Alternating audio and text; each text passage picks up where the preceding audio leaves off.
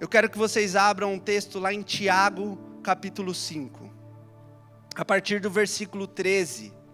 Acho que está aí no slide, mas ficar um pouquinho pequeno, abre aí no seu celular.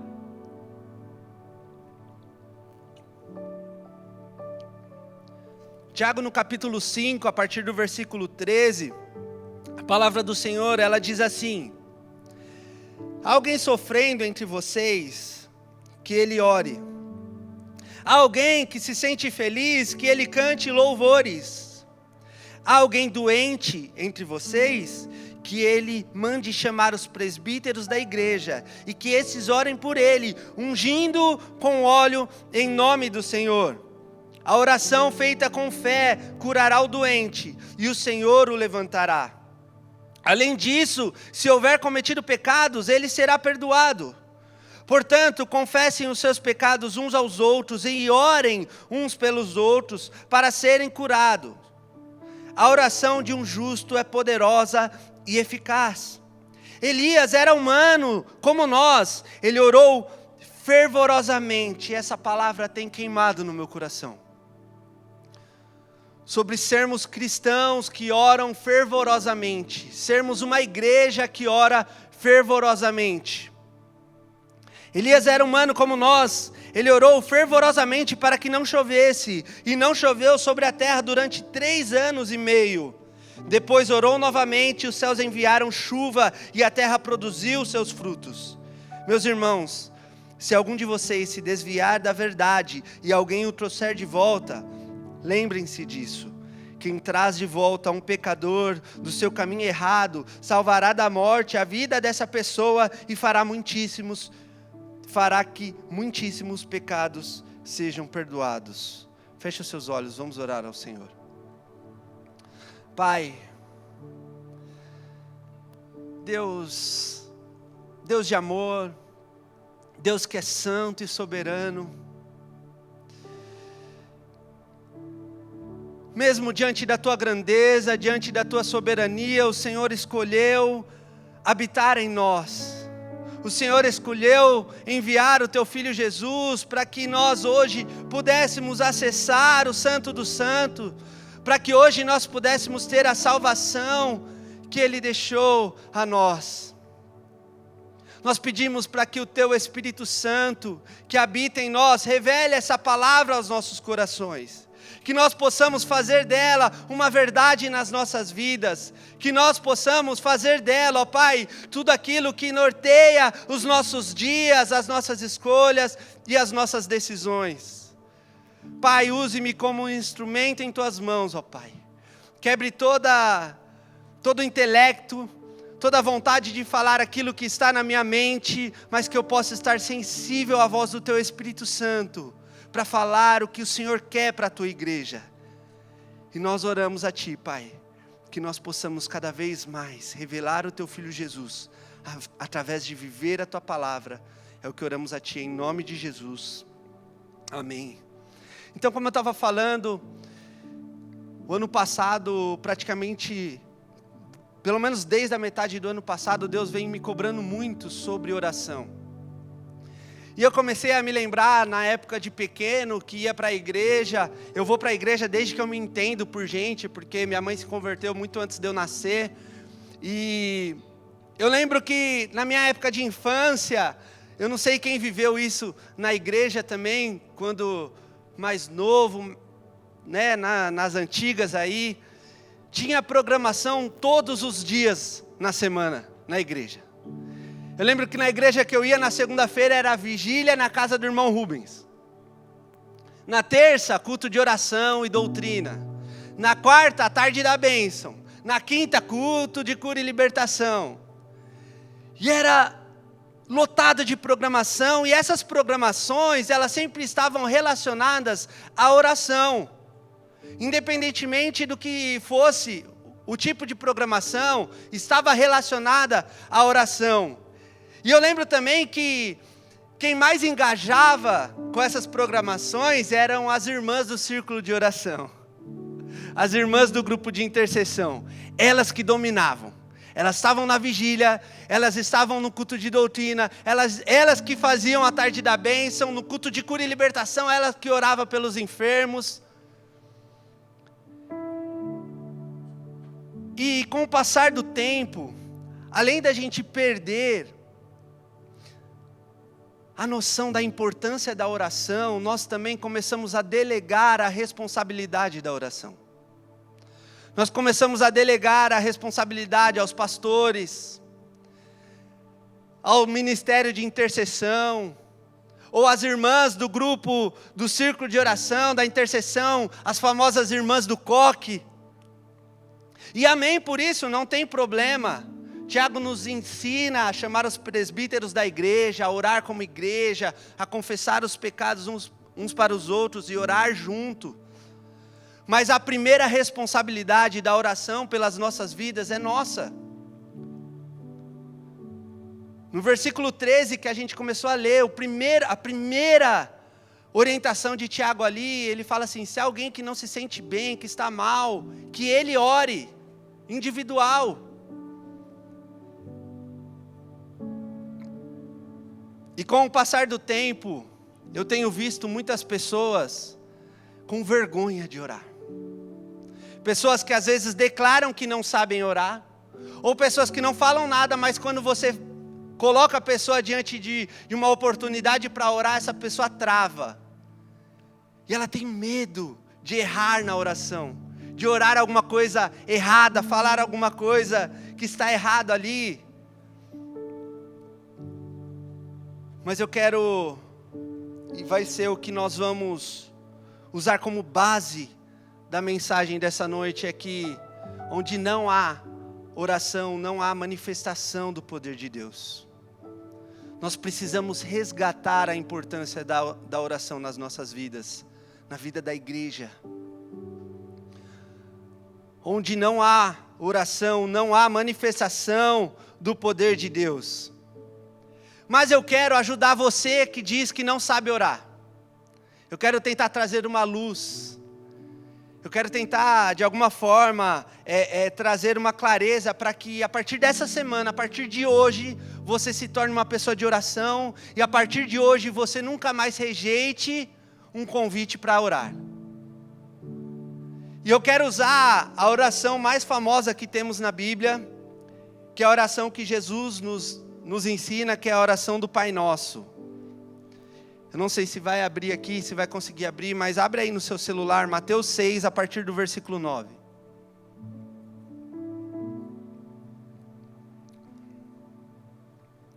Jesus, ele nos dá um direcionamento aqui na oração. Só que Jesus não quer que a gente use essa direção, esse direcionamento, essa instrução como um mantra e que a gente fique repetindo as mesmas palavras que ele disse. Mas ele nos dá orientações para a gente conseguir, de alguma forma, ter uma base para orar a Deus. E ele começa a oração assim, falando: Pai nosso que estás nos céus. O que Jesus está falando aqui? Jesus está nos mostrando que estamos falando com alguém que nos conhece, com alguém que se importa com a gente, com alguém que está ouvindo a nossa oração, com alguém que se preocupa. Um pai de verdade se preocupa com seus filhos. Então Jesus está falando para nós entendermos e termos a certeza que nós estamos falando com alguém que nos ouve. Então você pode usar as suas palavras falando: Papai, eu sei que o Senhor está aí nos céus e diante de tudo que tem acontecido no mundo, mesmo assim o Senhor se importa comigo. O Senhor ouve o meu clamor, o Senhor se inclina para ouvir a minha oração. O Senhor, mesmo sendo tão grandioso, o Senhor me ama tanto, mesmo eu sendo tão falho. E Jesus segue falando: santificado seja o vosso nome. Aí você pode santificar e exaltar o nome de Deus. O Senhor é santo, o Senhor é soberano sobre todas as coisas. Tudo que há de mais belo nesse mundo, nada se compara à tua santidade, ao teu santo nome. Santifique o nome do nosso Deus. Exalte o nome do nosso Deus.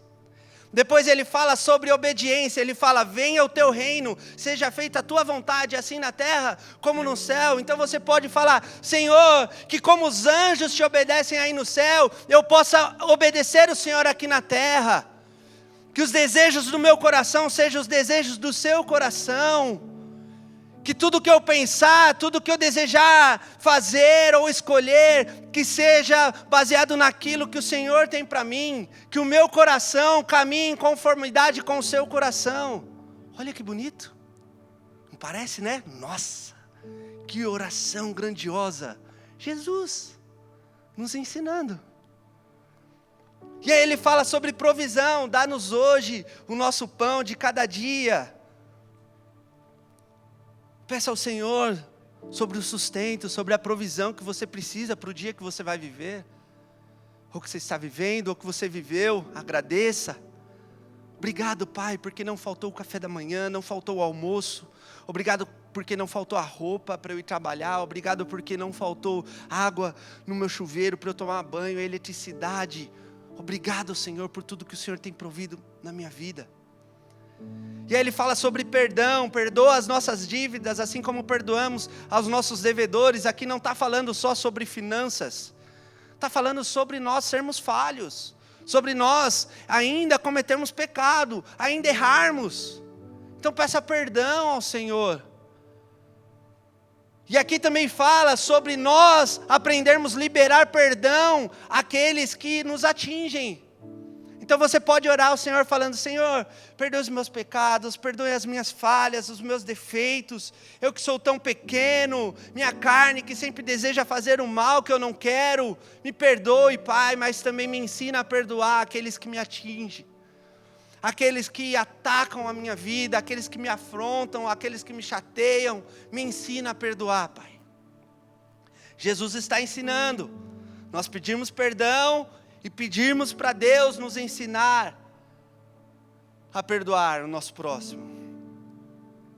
E aí ele já vai para o final falando: e não nos deixe cair em tentação, mas livra-nos do mal. O que Jesus está falando? Que nós não temos força para enfrentar a tentação. Peça força a Deus, porque o inimigo é astuto. Ele não vai nos tentar naquilo que nós já estamos estabilizados, naquilo que nós já criamos uma defesa e nós não somos mais atingidos. Não, ele vai pegar no nosso ponto fraco, naquilo que agrada ao nosso coração, naquilo que agrada a nossa carne. E nós não temos força necessária para lutar contra essa tentação. Então Jesus está nos orientando a pedir força de Deus para nós não cairmos em tentação e para que nós possamos ser livrados do mal. E Jesus finaliza falando: porque teu é o reino, o poder e a glória para sempre. Amém.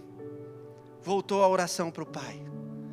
Ele começou com o Pai e terminou com o Pai, dando a glória ao Pai por tudo isso que nós pedimos, ou tudo isso que a gente agradeceu de estar vivendo.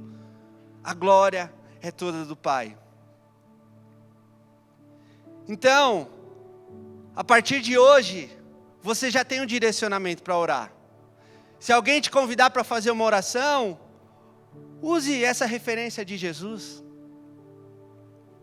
Mas oração não é só algo fechado, algo direcionado, um roteiro cravado. Não, oração é intimidade com o Senhor. Oração, ela é ousadia diante do Senhor. Ela precisa ter ousadia diante do Senhor. E falando como igreja, esse ano nós entendemos que é o ano do arrependimento. Só que eu te pergunto, como vamos nos arrepender sem orarmos? Não existe arrependimento sem oração. Outra coisa que nós temos buscado como relevância, e aí falando localmente, falando sobre relevância Alphaville, é que nós queremos ser relevantes aqui para o nosso bairro, para os nossos vizinhos, para a nossa cidade, para o nosso estado, quem sabe para a nossa nação, ou globalmente falando. Mas antes de ser relevante lá no mundo, lá fora, nós precisamos ser relevantes no mundo espiritual. E não tem como ser relevante no mundo espiritual sem oração. Não existe. Não tem como nós sermos posicionados lá no mundo de uma forma relevante, sem sermos relevantes no mundo espiritual. E somente a oração, somente uma igreja que entende a importância da oração, consegue ser uma igreja relevante no mundo espiritual. Só assim nós vamos conseguir. E o Senhor vem cobrando muito de mim para ter essa vida de oração, e não somente para pedir as coisas, mas de fato viver a total dependência dEle e colocar Ele à frente de todas as coisas na minha e na sua vida. O Senhor está nos chamando para este lugar. Então, as minhas escolhas são baseadas na oração que eu faço ao Senhor e o que Ele diz para eu fazer. Os meus pensamentos, minhas atitudes, meus planos, meus sonhos, meus desejos precisam estar debaixo da autoridade do Senhor e da vontade do Senhor para a minha e para a sua vida. Amém? Eu quero falar sobre qual é a importância mesmo da oração. Alguns pontos. Porque se a gente fosse parar para apresentar toda a importância da oração, segundo a palavra de Deus, nós teríamos que fazer uma série de pelo menos um mês, e a gente ainda não ia conseguir concluir, porque a Bíblia toda é repleta de oração. Diversos homens de Deus, diversos exemplos para nós. Mas eu quero resumir em alguns pontos, e o primeiro que eu quero trazer é que é através da oração que Deus irá guardar o nosso coração e a nossa mente. Filipenses, no capítulo 4, ele vai dizer sobre isso.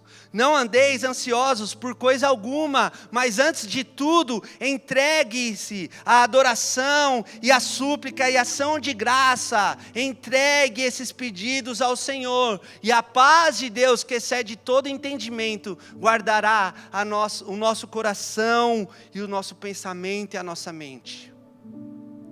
É através da oração e da súplica, entregando todos os nossos pedidos ao Senhor, a nossa ansiedade ao Senhor, que Ele vai entregar a paz dEle, a paz que não é explicada, a paz que o mundo pode estar desabando, todo mundo perdendo emprego, a política destruída, a economia indo de mal a pior, mas nós estamos em paz, e as pessoas se achegam a nós, e elas não conseguem entender como diante de todas essas adversidades, tribulações, nós estamos em paz, e as pessoas querem ficar perto da gente, porque nós somos um ponto de paz na vida delas.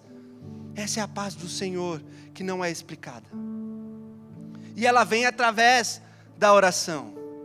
É através da oração também que Deus irá nos livrar das tentações do inimigo. Jesus foi para o Getsêmani orar, levou alguns de seus discípulos, e ele se retirou, e ele falou, fiquem aqui em oração, vigiem aqui, fiquem em oração, que eu vou subir, eu vou me retirar e vou orar também. Quando ele volta, os discípulos dormindo, ele acorda, gente, vamos vigiar e orar, para que não caia em tentação, porque o espírito está pronto, mas a carne é fraca. É através da oração que Deus vai nos livrar da tentação do inimigo. Porque a nossa carne é fraca, o desejo da nossa carne, não adianta a gente relutar, a gente falar, não, eu sou forte, eu consigo, eu vou até lá, aquele bar, aquela boate, porque eu vou conseguir, eu vou estar com meus amigos, porque eu vou ser luz nas trevas. Eu vou ser a diferença naquele lugar. Eu vou ser a representação de Jesus naquele lugar. Vai brincando com a tentação. E eu falo isso como prova viva, eu vivi isso, eu falava isso. Não temos a força necessária para lutar contra as tentações do inimigo. Ivan, mas eu não bebo e tal, que não sei o quê, mas aparece uma mulher, aparece um rapaz. E você vai cair em tentação. O espírito está pronto, mas a carne é fraca. Sabe, se somos cristãos de verdade, quem tem que ser o nosso maior exemplo? Jesus. E por que Jesus, sendo Deus, um com o Pai, o Deus que se fez carne, que habitou entre nós, que viveu as mesmas tentações que nós, as mesmas dificuldades, Ele orava. E por que nós, tão fortes, tão grandes, tão poderosos, vamos achar que não precisamos de oração? Que não precisamos nos retirar para orar? O ministério de Jesus começou a partir de oração. Jesus foi conduzido ao deserto para ser tentado, e Ele permaneceu em oração. Em Marcos 1,35 fala que Jesus estava ali e Ele se retirou para um lugar mais deserto para orar a Deus. Jesus é o nosso exemplo. E sabe, Deus tem muitas coisas guardadas, Deus tem muitas coisas ocultas, mas coisas grandiosas para revelar a nós através da oração. Jeremias 33 diz assim: clama a mim e responder-te-ei, e anunciar-te-ei coisas grandes e ocultas que ainda vocês não sabem, que vocês ainda não conhecem, através do clamor e da súplica ao Senhor. Deus tem muitas coisas guardadas para a minha vida, para a sua vida, para a vida da nossa igreja, para a nossa nação. Mas enquanto não entendermos a importância da oração e nos posicionarmos diante disso, nós não vamos conhecer, não será revelado a nós. E eu quero trazer alguns exemplos. E alguns exemplos da manifestação do poder de Deus através da oração. Nós passaríamos dias para falar os exemplos, mas eu trouxe alguns bem conhecidos, só para refrescar a nossa memória. E o primeiro desse exemplo de manifestação do poder do Senhor, através da oração, é a oração de Moisés diante do Mar Vermelho. Deus então liberta o povo da escravidão do Egito. Moisés conduz o povo a caminho da terra prometida, só que Faraó, ele se arrepende e começa a perseguir o povo, e aí o povo se depara com aquele mar gigante, os egípcios chegando. O que Moisés faz? Ele clama ao Senhor, ele ora ao Senhor. O Senhor abre o mar, o povo passa em terra seca. Mas se não bastasse isso, o Senhor também fecha o mar para que cessasse a perseguição. Manifestação do poder de Deus através da oração. Manifestação sobrenatural do poder de Deus através da oração. Um outro exemplo que me impacta muito é Josué. Josué fez uma oração ousada ao Senhor, e quem sabe uma das orações mais ousadas que nós vamos conhecer na história, em Josué 10.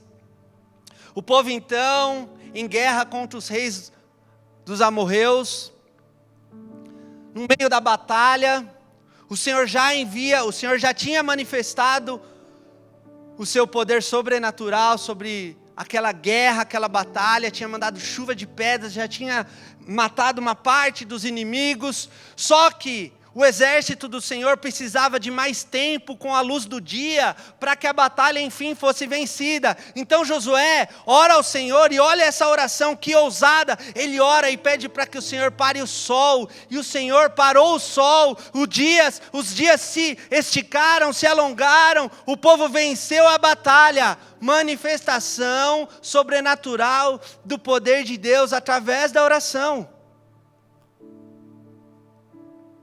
Elias, o povo dividido espiritualmente,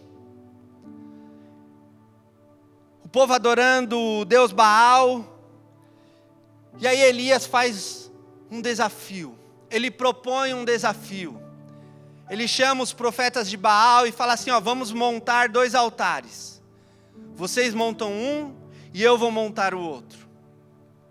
E aí vocês vão orar para os seus deuses, eu vou orar para o meu Deus, E o Deus que derramar fogo e acender aquele altar, esse então será reconhecido o verdadeiro Deus. E ali os profetas de Baal começaram a orar, interceder e clamar ao Deus Baal por horas e nada acontece. E aí Elias falou assim: não, está muito fácil para o meu Deus, eu quero trazer mais desafio, eu quero orar com mais ousadia. Eu vou molhar esse altar, para ficar humanamente impossível de ser aceso. E quando Elias ora ao Senhor, uma oração ousada, o Senhor derrama fogo do céu, acende o altar e o povo se volta a Deus e se reconcilia com o Senhor, com o verdadeiro Deus. Manifestação sobrenatural do poder de Deus através da oração. Jesus orou ao Pai para que Lázaro fosse ressuscitado. Manifestação sobrenatural do poder de Deus. A igreja lá em Atos orava fervorosamente, continuamente, conforme Jesus nos ensinou. E o Espírito Santo se manifestou e desceu no Pentecoste. Manifestação sobrenatural do poder de Deus através da oração.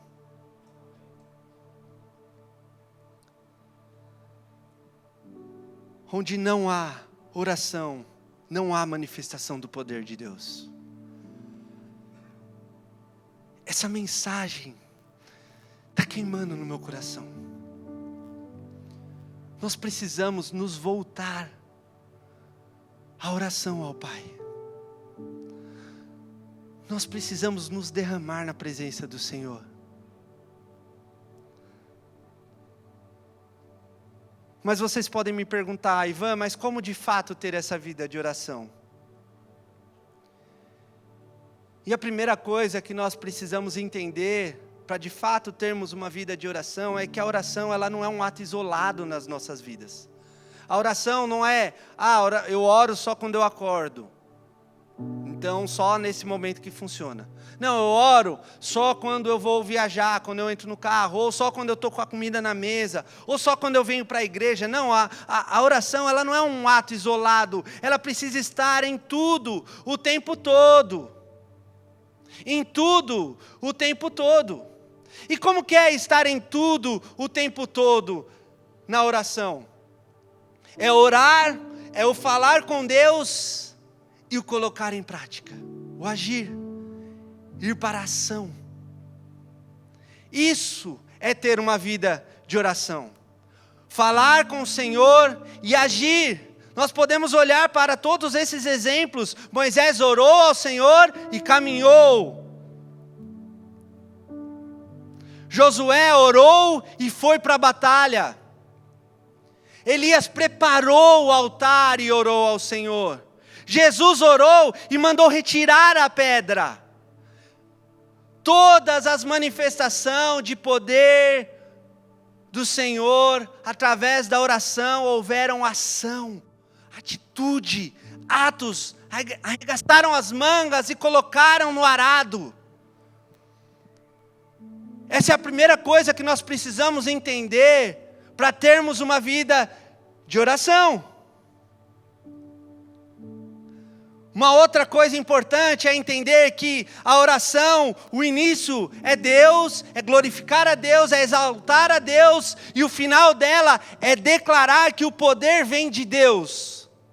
Então o início e o fim das nossas orações precisa ser o Senhor, porque sabe de uma coisa? O poder não está na oração em si, o poder está nas mãos do nosso Deus. A oração e o agir, ela prepara o caminho para a manifestação sobrenatural do poder de Deus, através da oração. Mas o poder pertence ao Senhor, o poder está nas mãos do Senhor, não está nas minhas e nas suas palavras. Mas são as minhas e as suas palavras, são as minhas e as suas atitudes diante da palavra, que vão preparar o caminho para a manifestação do poder de Deus. Assim, de fato, vamos ter uma vida de oração. Jesus ensina isso na oração do Pai Nosso. Ele começa santificando e termina glorificando. Quando Elias ora ao Senhor e o Senhor derrama fogo sobre aquele altar, ele começa orando e clamando a Deus e glorificando a Deus, e ele termina com o povo se reconciliando ao Senhor, se voltando ao Senhor.